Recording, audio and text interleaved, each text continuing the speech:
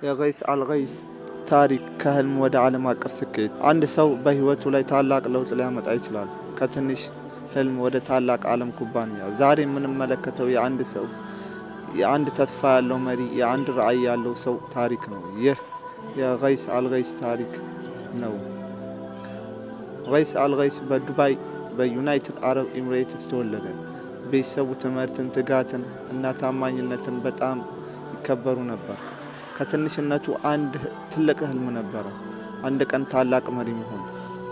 ገይስ በትምህርቱ እጅግ ተግቶ ነበር። ከዚያ የንግድና የኢኮኖሚ ትምህርት ተማረ። ይህ ትምህርት ከጊዜ በኋላ ታላቅ የአቪዬሽን መሪ እንዲሆን መሰረት ሆነ። ሙያው በኤሚሬትስ ኤርላይንስ ጀመረ። እዚያ አስፈላጊ ልምድ አገኘ። አመራር፣ እቅድ እና ንግድ ስርዓት በጥልቅ ተማረ። 2008 ላይ አዲስ ኩባንያ ተጀመረ። ይህ ኩባንያ ፍላይ ዱባይ ነበር። ገይስ ዋና ስራ አስኪያጅ ሆኖ ተሾመ። ከትንሽ ጀምሮ ኩባንያውን ወደ ታላቅ ዓለም አደረሰው። ዛሬ ፍላይ ዱባይ ከ1000 በላይ መዳረሻዎች አሉት።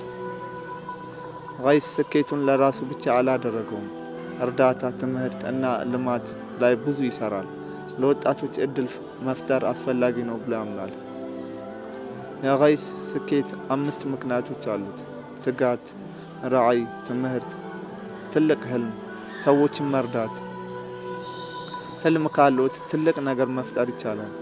እርስዎ የወደፊት መሪዎች ናቸው። አንድ ሰው ትልቅ ህልም ካለው ዓለም ሊቀይር ይችላል። የገይስ አልገይስ ታሪክ ይህንን ያሳያል። እርስዎም ቀጣይ ታሪክ ሊሆኑ ይችላሉ። ከተመቾት ላይክ፣ ሰብስክራይብ ያድርጉ።